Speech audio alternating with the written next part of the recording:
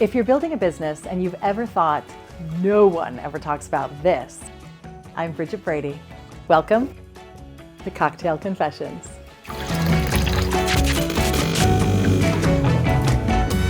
Tonight, we're drinking Vespers and we're talking about failed launches.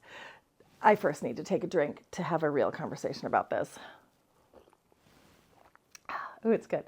Okay, so launches, whether it's a product launch, whether it's a course launch, whether it's any new product or service, we all want our launches to go incredibly well, and we want to make millions of dollars and celebrate with our team.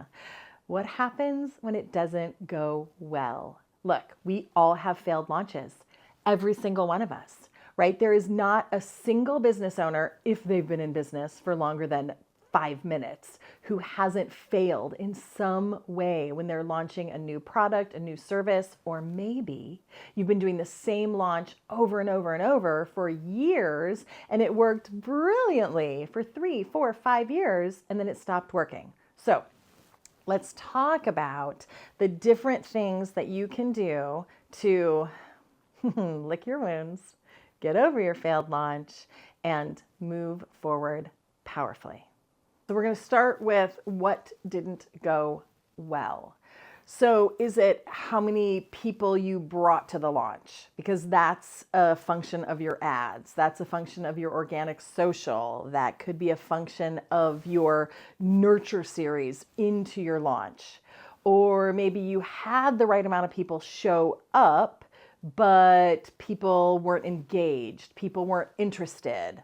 Or people were engaged and interested and they didn't make a purchase at the end. Look, we have all been there. I mean, we have all been there. So we're going to break it down from the very beginning. So if we're talking about numbers coming into your launch, and again, I don't care. I don't care if this is a grand opening of a brick and mortar, or this is some kind of an anniversary party for your brick and mortar, or you're launching a program, a coaching program, or you're launching your digital course, or you're launching a brand new product, right? The formula is essentially the same. Bringing people to the door, bringing people in the door, loving them up once they're in the door, and then inviting them to make a purchase with you. So what are the levers that you're going to pull next time to make that launch better?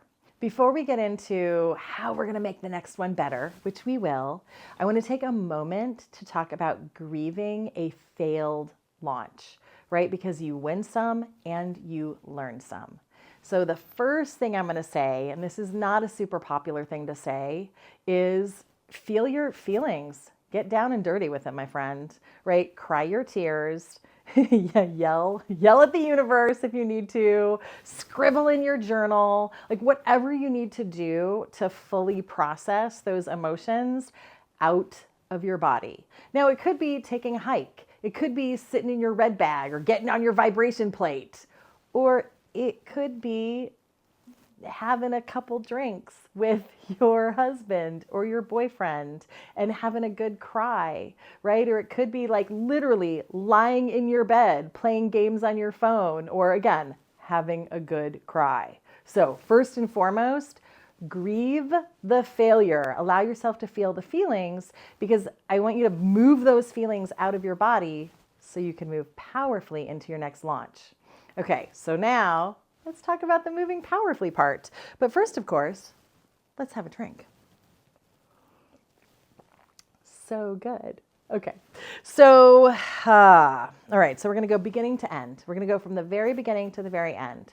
So people in the door, if you didn't have enough people show up to, again, whatever you're launching, grand opening, product launch, course launch, doesn't matter. If you didn't have enough people show up, I suggest that you look at your ads, your ad spend, your ad audiences, your ad collateral, your messaging, right? All of that's in the ad realm.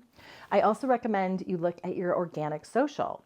Now, I don't just mean your organic social for what you were posting, inviting people into your launch in that moment.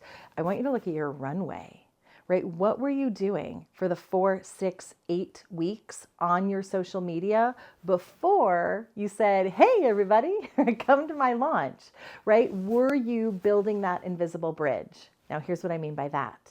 Were you feeding people, nurturing people with what they needed to know, what they needed to believe to want to register for your event in the first place? So of course, look at your ads, right? Your collateral, your audiences, your ad spend, but on your organic social, what did that 6 to 8 weeks before look like? Especially that 4 weeks before you started actually inviting people into the product or service launch that you were doing.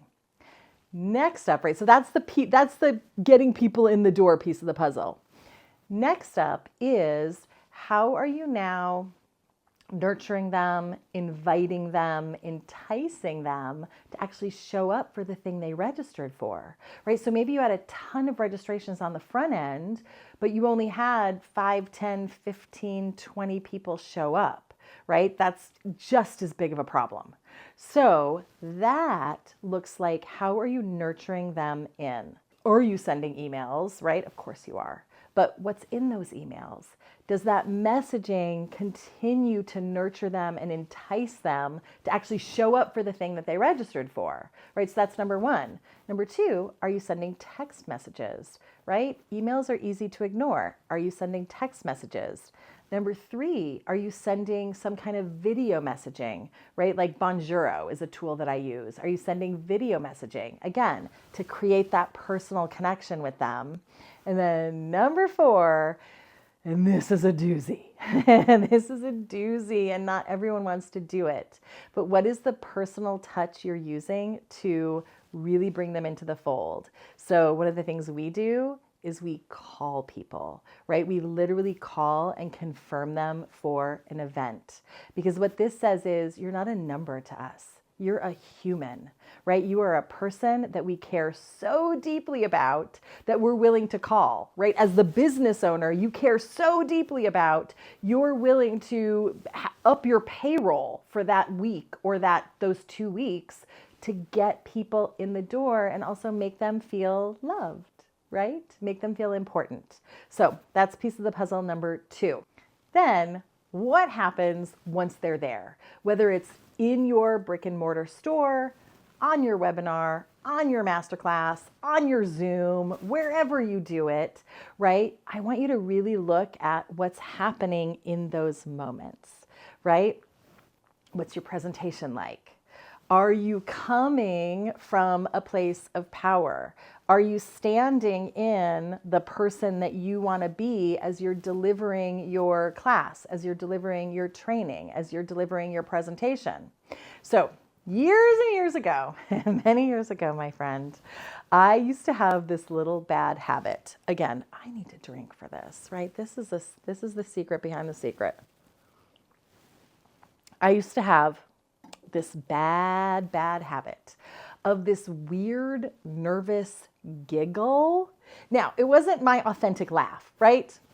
I'm Positive Panda. I smile a lot. I laugh a lot. It's who I am. That's not what I'm talking about. What I'm talking about is in my presentations, and people noticed, and thank goodness, some people who love me noticed, right? My sister noticed, my husband noticed, my team noticed. I had this weird, like nervous laugh that was not my authentic self. It was my way of dealing with my own nerves during my presentation. And something that I did to overcome that I will hand to you, is I'd put my CEO jacket on, right? Because I am a CEO and I am a female founder and I am, right, a very successful business owner. So I let go of that imposter syndrome, which is really what that was, right? That little bit of imposter syndrome. I let go of that. And internally, I put my CEO jacket on. And I was like, Bridget, you are this person, right? You are the person you want to be. You are a female founder. You are the CEO of a highly successful company. And again, do I have a lot of fun in my classes? I have so much fun in my classes. Do I have fun in my videos? I have so much fun in my videos. But I let go of the nervous laughter. So you want to look at what are you presenting? Who are you being in that moment, in those moments as you're teaching, training, showing people your products, showing people your services, right? Again, whether that's brick and mortar, online, virtual, does not matter. Who are you showing up as? All right, number 4, your actual products and services. So there's a couple things here. One is, how are you presenting those things, right? Do you feel confident? Do you feel in your heart of hearts that you're giving people the flippity-doo-dah deal of a century, right? Like, you know that your course or your coaching is easily worth $20,000 and you have a $3,000, a $5,000, a $10,000 package and you're giving someone like the best deal of a century? Or do you not feel that way? Are you nervous about your offer, right? So you want to look at, like, again, how you're presenting it. But then again, we're here talking about like failed launches, right? It did not go the way you wanted it to go. So the part that's hard for all of us, is looking at our offers and sometimes really considering, is this still the right offer? Is this the right offer with the right features, with the right benefits, at the right price point, in the right moment, right? Because where we are now is so different than where business was a year ago, so different where business was 2 years ago, where business was 6 years ago, right? Economies change, people change, things change. So you also want to look at, are my products and services the exact right fit for my current ICA, your current ideal client avatar? Because guess what? Your ICA also changes. Who you served 5 years ago or 10 years ago or a year ago might be different than who you are serving now. So you also want to take a really hard look at, are these products, are these services right for my ICA now? Are they the right price point? Are they the right offer? Fortunes in the follow-up. You've heard it, I've heard it, we've all heard it, ad nauseum. And on one hand, it's like, blah, blah, blah, yeah, I got it. But guess what? A lot of times, right, it's now or never. People are going to purchase in that moment, like right there, right then. They're going to make their purchase, or they're going to register for whatever your services are. But sometimes people need a moment.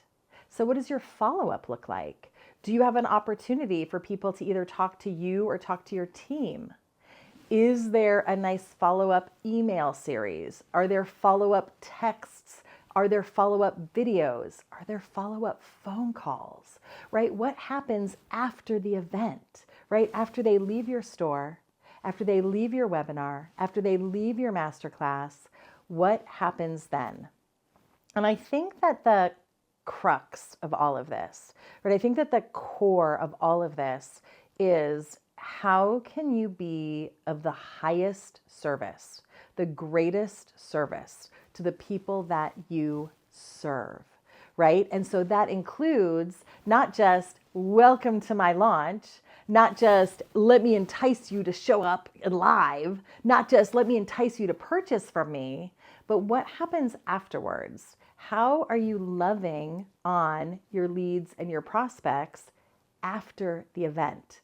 Because I will tell you what, there are people that have been on my list, in my database for years before they say, oh yeah, I would love to work with you, right? So what happens after? How are you loving on people after the event? All right, my sweet friend. Woo! This was an awesome moment. I hope you enjoyed your cocktail. I certainly enjoyed mine. I invite you to take a really hard look at all the pieces of the puzzle that went into your launch, failure or success, right? Debrief that with yourself, debrief that with your team. If you had a great launch, oh my goodness, celebrate your wins. If you had a failed launch, take a moment to grieve that loss, take a look at what worked and what didn't work, and move forward powerfully. I'm Bridget Brady. It was so amazing to spend this moment with you. Thanks for joining me. for Cocktail Confessions.